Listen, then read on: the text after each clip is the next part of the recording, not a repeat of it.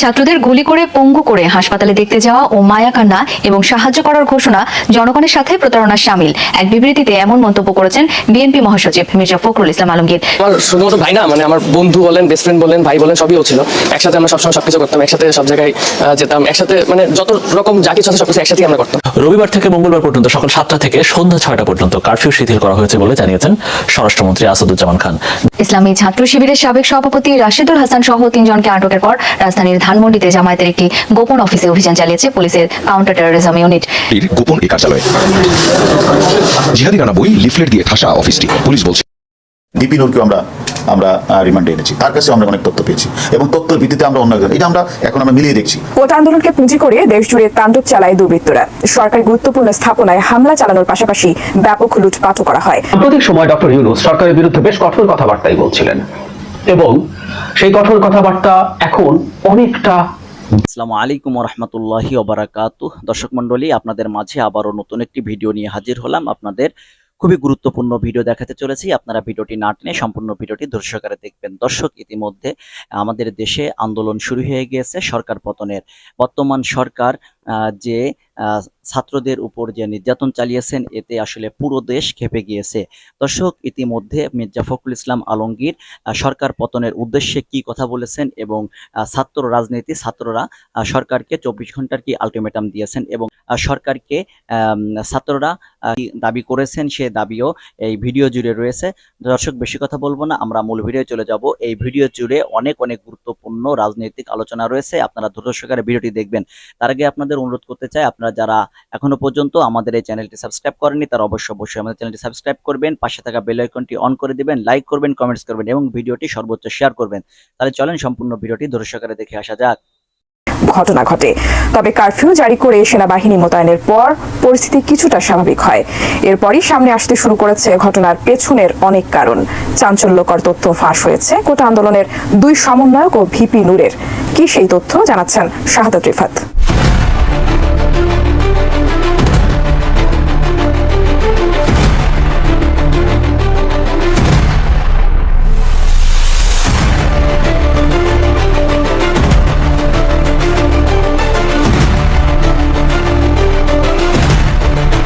ষোলো থেকে 20 জুলাই, মাত্র 4 দিন।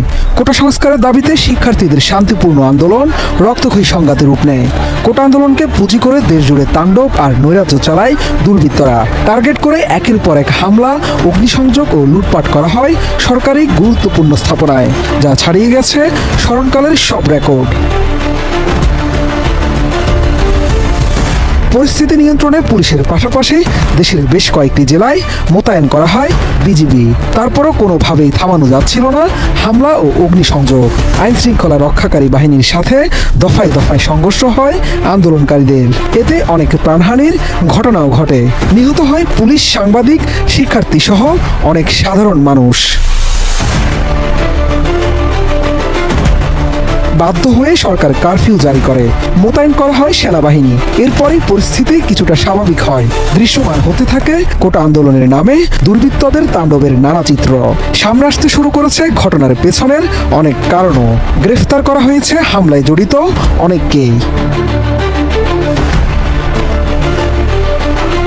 এর মধ্যে গ্রেফতার হওয়া গণ অধিকার পরিষদের সভাপতি নুরুল ইসলাম নূরেরও বেশ কিছু চাঞ্চল্যকর তথ্য সামনে এসেছে।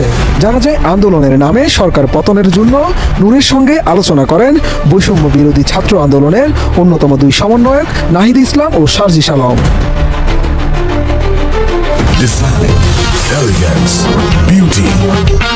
সেরা পণ্য সবার জন্য জেভিকো। মূলত গেল 18 জুলাই রাত 10টায় মোবাইল ফোন এবং মেসেজে এই বিষয়ে আলোচনা করেন তারা। এ সময় সরকারি চাকরিতে কোটা সংস্কার নিয়েও তাদের মধ্যে আলোচনা হয়।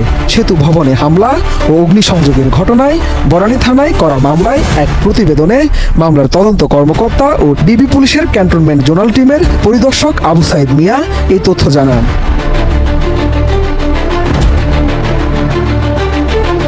রিমান্ডে নূরকে জিজ্ঞাসাবাদের বরাত দিয়ে তদন্ত কর্মকর্তা প্রতিবেদনে উল্লেখ করেন, জিজ্ঞাসাবাদকালে আসামি জানান, গত 5 জুন সরকারি চাকরিতে কোটা সংক্রান্ত আদালতের রায়ের পর থেকে সে তার ঘনিষ্ঠ নাহিদ ইসলাম, হাসনাত আব্দুল্লাহ, সার্জিস আলম, আসিফ মাহমুদ, আক্তার হোসেন এবং আহানাফদের সঙ্গে যোগাযোগ করেন। পরে 18 জুলাই রাত 10টায় নাহিদ ইসলাম এবং সার্জিস আলমের সঙ্গে মোবাইল ফোনে এবং মেসেজে সরকারি চাকরিতে কোটা সংস্কার এবং বর্তমান সরকারকে পতন করার জন্য তাদের মধ্যে আলোচনা হয়। এছাড়া প্রতিবেদনে আরও বলা হয়, আলোচনার এক পর্যায়ে নূরকে বৈষম্য বিরোধী ছাত্র আন্দোলনের অন্যতম 2 সমন্বয়ক নাহিদ ইসলাম ও সার্জিস আলম দাবিগুলো মেসেজ করে লিখে দিতে বলেন। পরে নূর শিক্ষা প্রতিষ্ঠান খুলে দেওয়া, ইন্টারনেট সচল করা, ছাত্রলীগ যুবলীগের জড়িত সন্ত্রাসীদের গ্রেফতার করা, স্বরাষ্ট্রমন্ত্রীর পদত্যাগ সহ সরকারের পদত্যাগ ইত্যাদি দাবি লিখে দেন। এদিকে 26 জুলাই 5 দিনের রিমান্ড শেষে নুরুল হক নূরকে আদালতে হাজির করে পুলিশ। এরপর মামলার তদন্ত শেষ না হওয়া পর্যন্ত তাকে কারাগারে আটক রাখার আবেদন করেন মামলার তদন্ত কর্মকর্তা। অন্যদিকে তার আইনজীবী জামিন চেয়ে আবেদন করেন। তবে উভয় পক্ষের শুনানি শেষে ঢাকার মেট্রোপলিটন ম্যাজিস্ট্রেট শাকিল আহমদ জামিন নামঞ্জুর করে নুরুল হক নূরকে কারাগারে পাঠানোর আদেশ দেন। এর আগে গত 21 জুলাই তার 5 দিনের রিমান্ড মঞ্জুর করেন আদালত। ডিপি নূরকেও আমরা রিমান্ডে এনেছি, তার কাছেও আমরা অনেক তথ্য পেয়েছি এবং তথ্যের ভিত্তিতে আমরা অন্য একজন এটা আমরা মিলিয়ে দেখছি ঘটনার সত্যতা আছে। সবগুলোই কি এই যে সমস্ত না আমরা নুরু এই কথাটা নুরু একটা কথা স্বীকার করেছেন আমাদের কাছে, তাকে এই আন্দোলন চলাকালীন সময়ে একজন নেতা তাকে 4 লক্ষ টাকা দিয়েছেন। আমরা সেই নেতাকেও ডেকে এনেছি, সেই নেতা বলছে হ্যাঁ আমি দিয়েছি।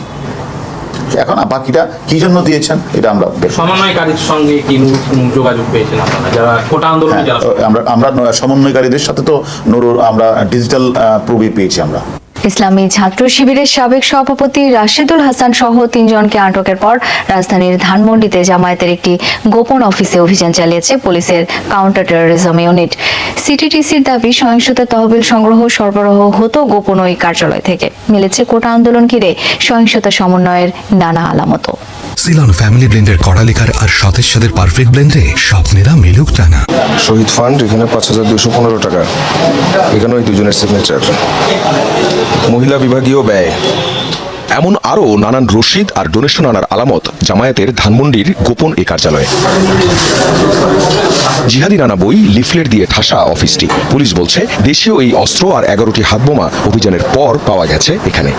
জামায়াত এবং ইসলামী ছাত্র শিবিরের 3 জনকে আটকের পর তাদের দেওয়া তথ্যের ভিত্তিতেই এই ভবনের এই জায়গাটিতে আসে সিটিটিসি, এবং তার আসার আগেই আমরা যেটি দেখতে পাচ্ছি, এই পাকের ঘর যেটি আছে এর এই অংশটি ভেঙে এখান থেকে যারা এই অফিসে ছিল তারা সবাই এখান থেকে পালিয়ে চলে যায় এবং তার আগে এই তালাটি মেরে দিয়ে তারা এখান থেকে চলে যায়। এই অফিস থেকে কিভাবে বের হয়ে যাবে পুলিশের উপস্থিতি টের পেলে তার একটি গোপন সুড়ঙ্গপথ এখানে তারা স্পষ্ট তৈরি করে রেখেছে।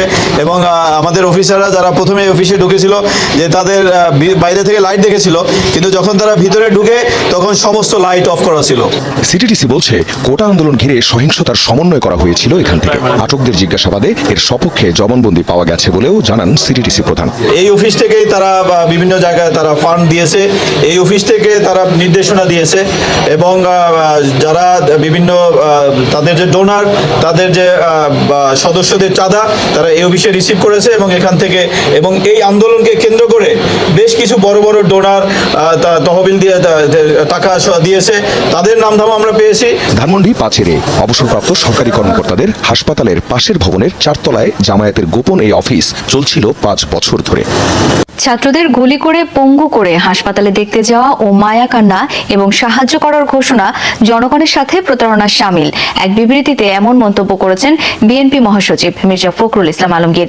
সরকারকে সকল হত্যাকাণ্ডের দায় নিয়ে অবিলম্বে পদত্যাগ করে দেশ এবং মানুষকে অভিশাপ থেকে মুক্তি দেওয়ার দাবি জানান তিনি।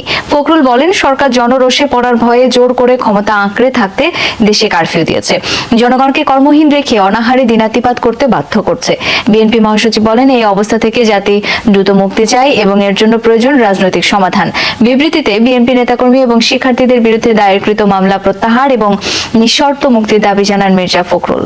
তো ওরা দুজন যমজ, অলমোস্ট একই রকম দেখতে, ওদের ছোট একটা ডিফারেন্স ছিল। তো আমার ছোট ভাইয়ের ব্যাপারটা হচ্ছে ও টোটালি অরাজনৈতিক ছিল এবং আপনাদের কাছেও সবার কাছে আমার একটা রিকোয়েস্ট থাকবে। রিসেন্টলি আমি অনেক জায়গায় দেখতে পাচ্ছি যে অনেকে ওর একটা স্ট্যাটাস নিয়ে ওটাকে ভিন্ন খাতে প্রবাহিত করার চেষ্টা করতেছে।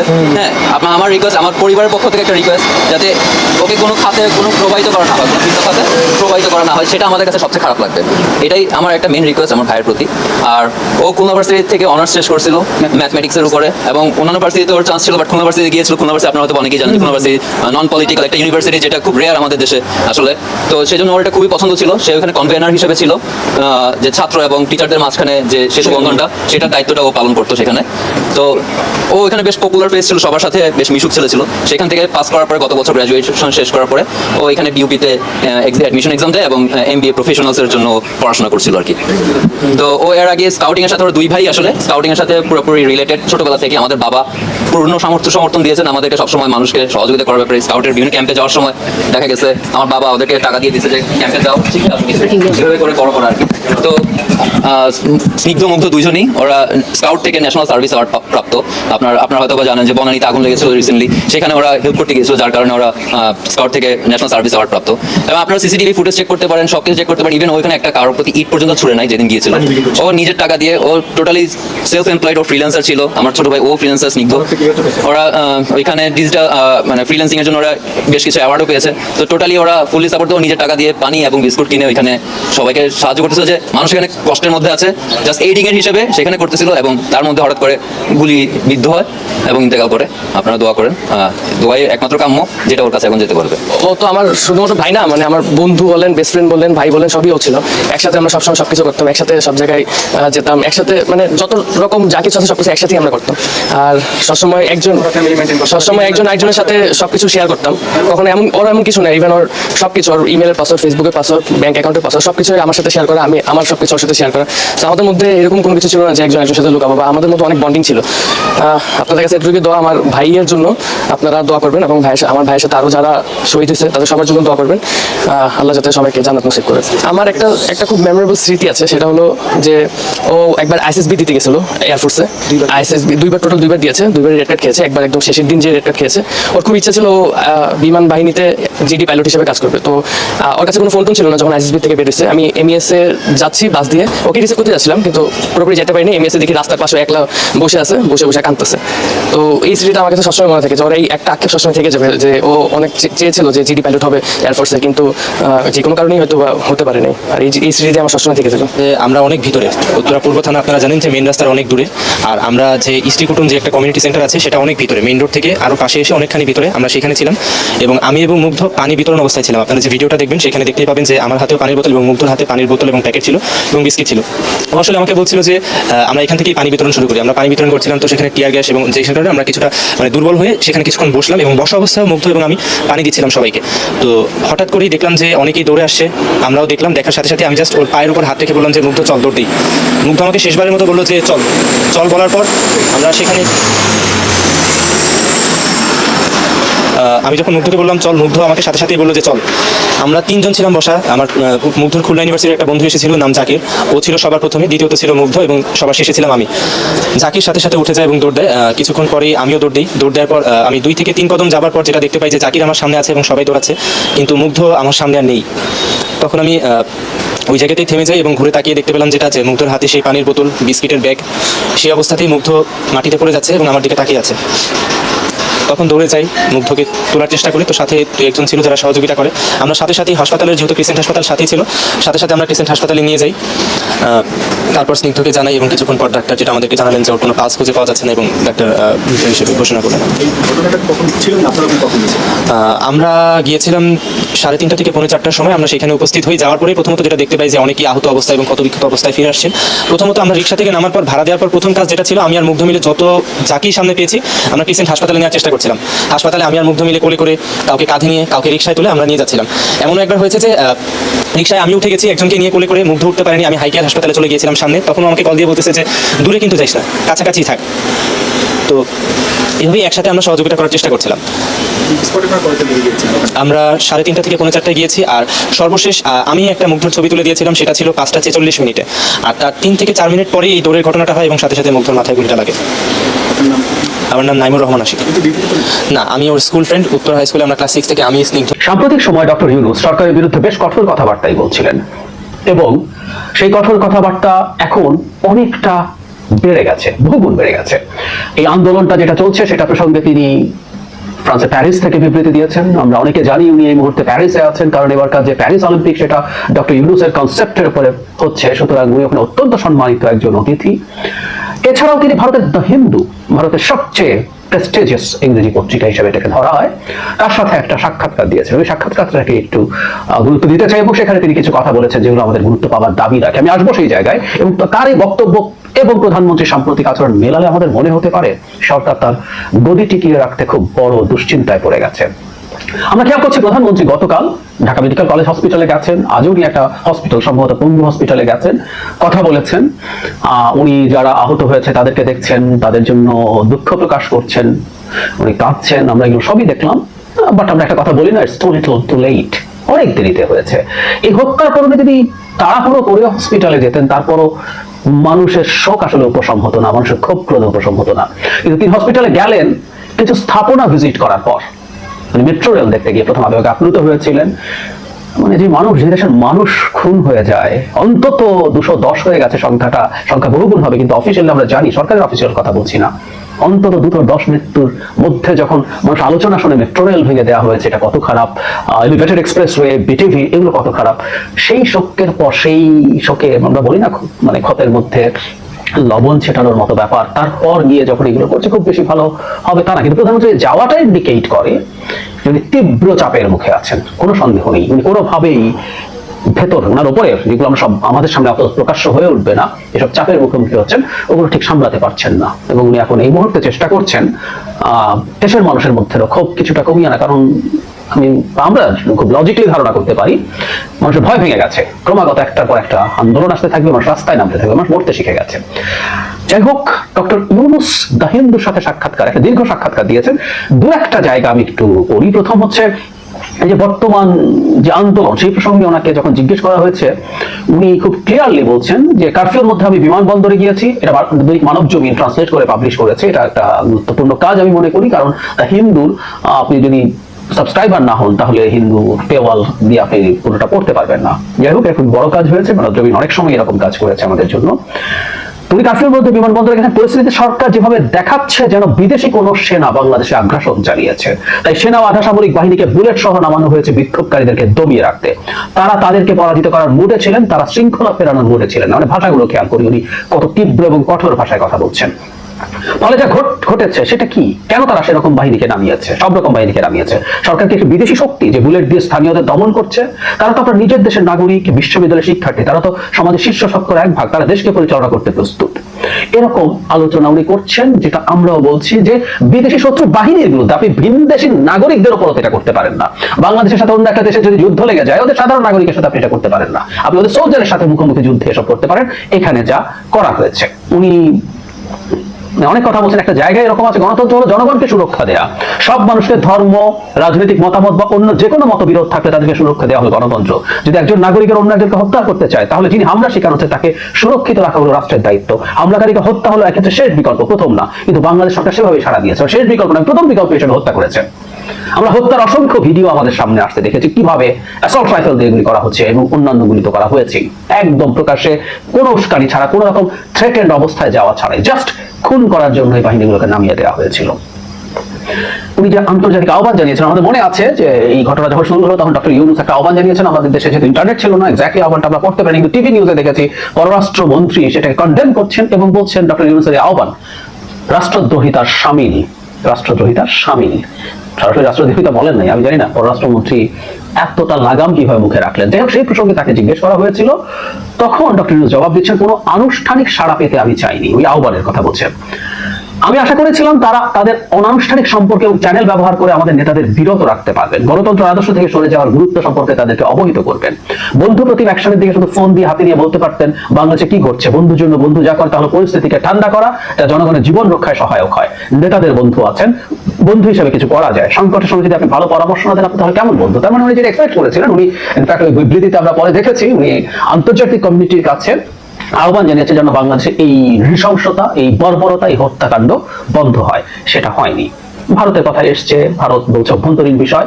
আমি এই একটা জায়গায় ওনার জবাবটা আরেকটু বোল্ড হওয়া উচিত ছিল, ভারতকেও আসলে কন্ডেম করা উচিত ছিল। ভারত যে সবসময় অভ্যন্তরীণ বিষয় বলে বাংলাদেশের সেই মানে চরম একটা স্বৈরাচারী মাফিয়া সরকারকে ব্ল্যাঙ্ক চেক দেয়, সফট ঢঙে হলেও একটু সমালোচনা করা দরকার ছিল, কিন্তু ডক্টর ইউনূস সেটা করেননি। আমি এই জায়গাগুলোতে আর আগাচ্ছি না। যে জায়গাটা আমার কাছে খুব সিগনিফিক্যান্ট মনে হয়েছে, এটাই আসলে, এটাকেই হেডলাইন করেছে মানবজমিন। সেটা হচ্ছে এরকম, মানে দাবির কথা এসছে, কোর্টের রায়ের কথা এসছে, এগুলো সবই কথা বলা হয়েছে। একটা জায়গায় জিজ্ঞেস করা হচ্ছে আপনি কি মনে করেন সরকারের পদত্যাগ করা উচিত? ডক্টর ইউনূস বলছেন গণতান্ত্রিক কাঠামোর অধীনে এমন পরিস্থিতির উদয় হলে নিয়ম অনুযায়ী ব্যবস্থা নিতে হয়, সব সমস্যার সমাধান আছে গণতন্ত্র। এই বিষয়ে আপনি নতুন করে রায় দেওয়ার জন্য আমার কাছে কিছু নেই ইঙ্গিত করছেন, কিন্তু তিনি আরো স্পষ্টভাবে একটা পর্যায়ে বলেছেন, আপনি বলছেন গণতন্ত্র ব্যর্থ হয়েছে, কি এমন আছে আপনি মনে করেন তাই অবস্থা থেকে বাংলাদেশকে ফিরিয়ে আনতে গণতন্ত্রে আনতে পারে? উনি বলছেন জনগণের ম্যান্ডেট নিন অবাধ এবং সুষ্ঠুভাবে। এটাই জনগণের নির্দেশনায় গণতন্ত্রের সমস্যার প্রতিকার সম্ভব, কারণ রাষ্ট্রের মালিক জনগণ, সরকারে থাকা কিছু মানুষের জন্য নয়। আপনি আরেকটি নির্বাচনের কথা বলছেন, তাকে যখন জিজ্ঞেস করা হলো উনি খুব বোল্ডলি বলছেন অবশ্যই সব রাজনৈতিক সমস্যার সমাধান হলো নির্বাচন। যখন কোনো বিষয় কাজ করে না তখন আপনাকে জনগণের কাছে যেতে হয় তাদের নির্দেশনা পেতে। আদতে তারাই দেশের মালিক, নিশ্চিত করতে হবে যে সেই নির্বাচন একজন জাদুকরের নির্বাচন না হয়ে হবে একটি খাঁটি নির্বাচন। খাঁটি নির্বাচন, এবং উনি আগে একটা কথা বলে দিয়েছেন অবাধে এবং সুষ্ঠুভাবে। তার মানে মোদ্দা কথাটা হচ্ছে আওয়ামী এই অপশক্তির অধীনে কোনো নির্বাচনকে ডক্টর ইউনূস ইন্ডিকেট করেননি, এবং উনি মনে করছেন আরেকটা নির্বাচনই হলো বাংলাদেশের সমাধান, এবং সরকারের পদত্যাগ করা উচিত। পদত্যাগ করে আমাদের যে ধরনের একটা মডেলের কথা আমরা বলেছি, যে মডেল আমাদের দেশেই আবিষ্কৃত হয়েছিল, সেরকম একটা মডেলে নির্বাচনই বাংলাদেশকে ঠিক জায়গায় দিতে পারে।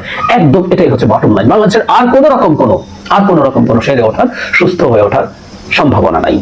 এখন ডক্টর ইউনূসের এই ব্যাপারটাকে আমি একটু ভিন্নভাবে দেখতে চাই। সেটা হলো উনি এখন প্যারিসে আছেন, প্যারিসে প্রচুর বিশ্ব নেতা গেছেন, বিভিন্ন লেভেলের লোকজন গেছেন, ওনার এখানে যোগাযোগ করার খুব গুরুত্বপূর্ণ স্কোপ আছে, এবং আমি ধারণা করি বাংলাদেশ একটা গুরুত্বপূর্ণ এজেন্ডা ওখানে। এবং শুধু সেটা না, উনি যখন বাংলাদেশের একটা নির্বাচন নিয়ে আলাপ সামনে আনছেন তখন আমরা খুব স্পষ্টভাবে ধারণা করতে পারি, যৌক্তিকভাবে, আমি জাস্ট এটা একটা স্পেকুলেশন, যে ডক্টর ইউনূস এই ধরনের কোনো বিষয় সম্পর্কে কি জানতে পেরেছেন, এই প্রশ্ন আমি করতে চাই। কারণ ওনার মতো কানেক্টেড মানুষ খুব বেশি নাই। আমরা খেয়াল করবো ভারত এই সরকারকে ব্ল্যাঙ্ক চেক দিয়ে দীর্ঘদিন টিকিয়ে রেখেছে। এই নির্বাচনের আগেও সরকারের পতন হয়ে যেতে পারত, শুধু ভারত যদি আমেরিকাকে নিউট্রালাইজ না করতো। এখন এই সাম্প্রতিক ঘটনার পর ভারতের পক্ষে এই সরকারের পুরোপুরি পক্ষে দাঁড়ানো, তাকে কোনো ব্ল্যাঙ্ক চেক দেয়া নট বি দ্যাট ইজি। ফলে পশ্চিমারা, বিশেষ করে আমেরিকা যদি কিছু করতে চায়, সেই কাজ করাটা আমেরিকার জন্য এখন ইজিয়ার হওয়ার কথা। এবং ডক্টর ইউনূস যখন একটা নির্বাচনের আলাপ সামনে আনছেন, এটাকে আমি ইঙ্গিত বহ বলে মনে করি। এটা মানে যদি বাংলাদেশের মাটিতে এই আলাপ আনতে হয়, ডক্টর ইউনূসের চাইতে মানে মোক্ষম মানুষ, যোগ্য মানুষ, উপযোগী মানুষ আর কি আছে? সুতরাং আমি ওনার এই বক্তব্যটাকে জাস্ট, উনি রিসেন্টলি অপ্রেসড হয়েছেন, অত্যাচারের শিকার হয়েছেন, অন্যায়ের শিকার হয়েছেন, সে কারণেই বলছেন, সেভাবে বলছেন। উনি বাংলাদেশের বিচার বিভাগ বা বিচার ব্যবস্থা নিয়ে উনি এই ইন্টারভিউতে কথা বলেছেন, কারণ তাকে সেটা জিজ্ঞেস করা হয়েছিল। কিন্তু আমি মনে করি এই নতুন নির্বাচন চাওয়াটা ডক্টর ইউনূসের কাছে কোনো রকম যোগাযোগ, কোনো রকম কোনো তথ্য পাওয়ার লক্ষণ হতে পারে। এবং একই সাথে আমি শুরুতে যেটা বলেছি, প্রধানমন্ত্রী মানে হন্তদন্ত হয়ে হসপিটালে দৌড়ে বেড়াচ্ছেন, উনি সান্ত্বনা দিচ্ছেন, উনি যারা ক্ষতিগ্রস্ত হয়েছেন তাদের প্রতি সহমর্মিতা, যেটা বহুদিন পর, এই এত মৃত্যুর পর এসে প্রকাশ করলেন। এর আগ পর্যন্ত ওনার সহমর্মিতা ছিল উন্নয়নের প্রতি, স্ট্রাকচারের প্রতি, সেই জায়গা থেকে সরে এসছেন। এটা উনি হঠাৎ করে ফিল করেছেন তা না, ইনফ্যাক্ট উনি ফিল করেছেন ওনার প্রয়োজনে এটা হয়েছে, না হলে তো উনি ওটাই প্রথম করতে যদি ফিল করতেন। এবং ক্ষতিপূরণের কথা এসছে, যারা আহত হয়েছে তাদের চিকিৎসার কথা এসছে, তাদের জন্য পেশাগত ব্যবস্থা করা, তাদের উপার্জনের ব্যবস্থা করার কথা। সবকিছু মিলে আমরা বলতে পারি যে সরকারের উপরে তীব্র নির্বাচন বা ক্ষমতা থেকে সরে যাওয়ার চাপ সম্ভব। এত সময় ধরে আপনারা সম্পূর্ণ ভিডিওটি দেখেছেন যে বর্তমানে বাংলাদেশের কি পরিস্থিতি। আবারও বাংলাদেশে ছাত্ররা এবং বিরোধী দলগুলো তারা আন্দোলনে নেমে গিয়েছেন। বর্তমানে বাংলাদেশের কি পরিস্থিতি হতে যাচ্ছে, বর্তমানে কি সরকারকে পদত্যাগ করা লাগবে? আপনারা ভিডিওটি দেখে সম্পূর্ণ বিষয়টুকু বুঝতে পেরেছেন এবং আপনাদের মনের কথাগুলো আমাদের কমেন্ট বক্সে জানিয়ে যাবেন। দর্শক, তাহলে আজকের মতন ভিডিও এখানে শেষ করছি। সকলে ভালো থাকবেন, সুস্থ থাকবেন। আল্লাহ হাফেজ।